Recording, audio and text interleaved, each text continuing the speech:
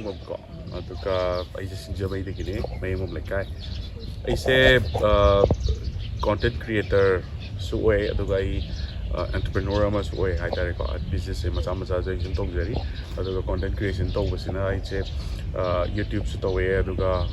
Facebook su content gumba motivational loiba adagi aina pamjabadi khoi manipur gi local business me am sai tare ko si me am sai na sum support taw boina promote taw bi ba tare adagi ai ko me no pamjabadi ai di gari yam pam hai tare ko aduna automobile gi industries ta kemba potba adagi restoration taw ba adagi ko gi gari no launch taw gi ko gi review bi ba tare ko adugu me am so ina ayamba taw hai tare ko aduna content creation taw ko se dum 2018 atai di dum fazana di dum taw hore aduga ai personal loina ai chanupi na sahi taret makhai mu sure ko siksa chanupa na sahi mari makhai mu sure Ano papi brother je haidi YouTube ka aseng bayeng bo je ka haidi ko tang khenai ko haidi akhoi haidi aseng bayeng bo ne hena phajai ko brother je wang ja ga haidi akhoi sumaina brother ga haidi phamina ra ga wai sana ka ne thaja bra ne phai ja haji ga si sumaina unam je akhoi ki jam nungai ba phau dra ne ano brother je kai phau bi ba ke nungai haidi no ke sum akhoi jo ai ju dum कहता रहे इसमाइने YouTubing तो बसे social media इसमाइन तो बसे मी अनो बसे यापु नहीं है तारे को अदना आई किस अनु आई जब है तारे अनो बुनरगा अवान नुआई शेयर तो बिनबा दगे की पर्सनल होइबा इश्यूज ने डिस्कस करन तो आई जो अनु आई है तारे ngasi ju इचन अनि फमिन तारे ngasi de तो बुनरबनिना तो वारी सादा तो मा नि को सादा से वारी सादा से नुआई मदर से नुआई बिबो कमाइ तो नुआई ओइ नुआई है से तो मकोइ मणिपुर सिचुएशन से तो दिया से मयाम न लोइ वानरी को ꯇꯥꯔꯒꯁꯨ ꯌꯥꯝꯅ ꯋꯥꯔ ꯂꯩ ꯍꯥꯏꯕꯗꯤ ꯌꯥꯗꯕꯅꯤꯅ ꯅꯨꯡꯉꯥꯏ ꯍꯥꯏꯇꯥꯕꯅꯤ ꯀꯣ ꯑꯗꯣ ꯕ꯭ꯔꯗꯔꯅꯅꯦ ꯌꯨꯇ꯭ꯌꯨꯕꯁꯦ ꯑꯩ 2012 ꯍꯥꯏꯇꯥꯔꯦ 12 ꯁꯤꯗ ꯀꯃꯥꯏꯅ ꯇꯧꯒꯦꯗ ꯁꯨꯝ ꯔꯦꯟꯗꯝꯂꯤ ꯑꯩꯅ ꯁꯨꯝ ꯑꯩ ꯃꯇꯝꯗꯨꯗ ꯕꯦꯡꯒ꯭ꯂꯣꯔ ꯂꯩꯔꯤꯀꯣ ꯑꯗ ꯃꯇꯝꯗꯨꯗ ꯑꯩ ꯁꯥꯏꯀ꯭ꯂꯤꯡ ꯌꯥꯝ ꯊꯧꯔꯛꯑꯦ ꯅꯍꯥꯟꯋꯥꯏꯁꯦ ꯁꯥꯏꯀ꯭ꯂꯤꯡ ꯇꯧꯔꯛꯄꯁꯤꯗ ꯁꯥꯏꯀ꯭ꯂꯤꯡ ꯑꯩꯅ ꯚꯤꯗꯤꯑꯣ ꯑꯃ ꯁꯨꯝ ꯑꯞꯂꯣꯗ ꯇꯧꯈꯤꯕ ꯍꯥꯏꯇꯥꯔꯦ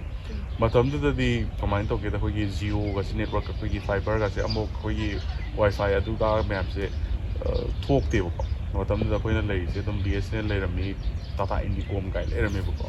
ꯑꯗꯣ ꯑꯩꯈꯣꯏꯒꯤ ꯋꯥꯏꯐꯥꯏ 2018 ꯑꯩꯅ ꯃꯅꯤꯄꯨꯔ ꯊꯣꯛꯂꯛꯑꯀꯥꯟꯗ ꯁꯨꯝ ꯃꯅꯤꯄꯨꯔꯒꯤ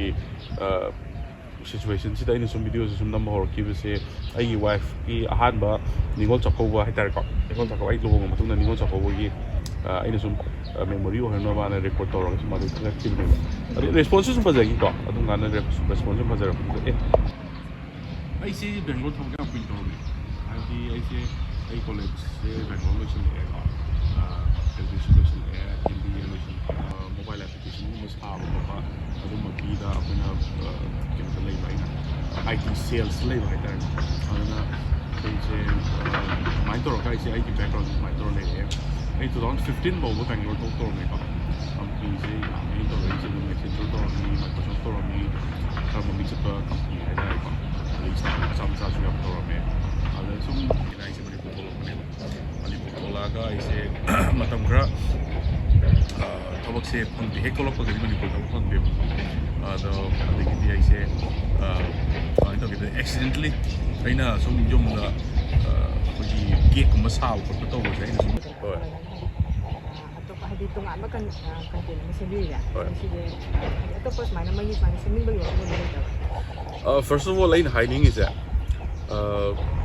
ꯀꯣꯃꯦꯗꯤꯒꯨꯝꯕ ꯑꯦꯟꯇꯔꯇꯦꯟ ꯀꯥꯟꯗ ꯁꯨꯃꯥꯏꯅ ꯃꯣꯏ ꯁꯆꯤꯟ ꯀꯔ ꯍꯣꯏ ꯑꯗꯒꯤ ꯅꯥꯎꯕꯃꯩ ꯍꯣꯏꯅꯒ ꯌꯥꯝ ꯅꯨꯡꯉꯥꯏꯅ ꯃꯑꯣꯡ ꯇꯥꯅꯒ ꯑꯗꯒꯤ ꯇꯥꯊꯤ ꯍꯣꯏꯅꯒ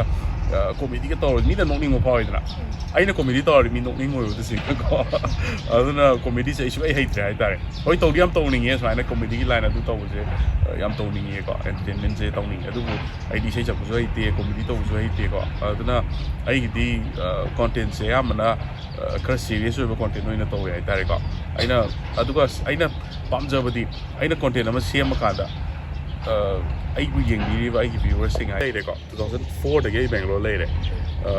ꯃꯇꯝꯗꯨꯗ ꯑꯩꯁꯦ ꯒ꯭ꯔꯦꯖꯨꯑꯦꯁꯟ ꯇꯧꯕ ꯈꯣꯠꯄ ꯇꯧꯔꯦ ꯑꯗꯨ ꯂꯣꯏꯔꯀꯥꯟꯗ ꯑꯩꯁꯦ ꯆꯍꯤ 2ꯃꯨꯛ ꯊꯕꯛ ꯇꯧꯔꯦꯀꯣ ꯆꯍꯤ 2ꯃꯨꯛ ꯊꯕꯛ ꯇꯧꯔꯀꯥꯟꯗ ꯑꯃꯨꯛ MBA ꯑꯃꯨꯛ ꯇꯧꯔꯦ MBA ꯇꯧꯔꯒ ꯑꯗꯨꯝ ꯕ꯭ꯔꯦꯛ ꯑꯃꯨꯛ ꯄꯤꯔꯒ MBA ꯂꯣꯏꯔ ꯊꯕꯛ ꯑꯃꯨꯛ ꯇꯧꯕꯅꯦ ꯑꯗꯣ ꯑꯋꯥ ꯅꯨꯡꯉꯥꯏ ꯍꯥꯏꯁꯦ ꯑꯥꯒꯤ ꯂꯥꯏꯐ ꯁ꯭ꯇꯥꯏꯜ ꯑꯗꯨꯅ ꯑꯌꯥꯝꯕ ꯑꯩꯒꯤ ꯇꯤꯅꯦꯖ ꯏꯌꯔꯁ ꯍꯥꯏꯇꯥꯔꯦ ꯁꯤꯗꯤ ꯃꯄꯥꯟ ꯂꯝꯗ ꯑꯣꯏꯅ ꯂꯩꯔꯛꯄꯅꯤꯅ ꯍꯧꯖꯤꯛꯇꯤ ꯁꯤꯗ ꯊꯣꯛꯂꯛꯄꯁꯦ ꯀꯩꯅꯣ ꯇꯧꯔꯀꯥꯟꯗ ꯑꯉꯥꯡ ꯂꯩꯔꯀꯥꯟꯗ ꯃꯦꯆꯨꯔ ꯑꯣꯏꯔꯀꯥꯟꯗ ꯃꯅꯤꯄꯨꯔ ꯂꯩꯕ ꯋꯥꯅꯦꯕ ꯑꯗꯣ ꯑꯩ ꯉꯥꯎꯔꯛꯄꯅꯦ ꯁꯥꯎꯠ ꯏꯟꯗꯤꯌꯥ ꯐꯠꯇ꯭ꯔꯤꯀꯣ ꯌꯥꯝ ꯅꯨꯡꯉꯥꯏꯔꯦ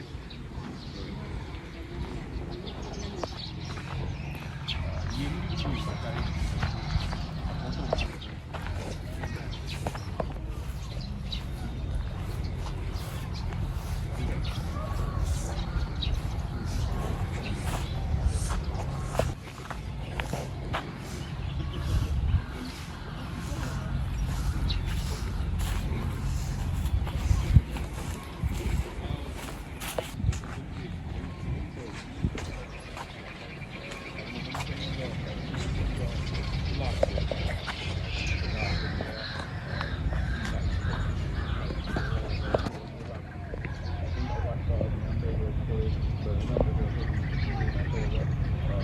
मोइसु फ्री जखोइदो सोशल मीडिया दा कोइ पाउ बिदा दा कोइ खाना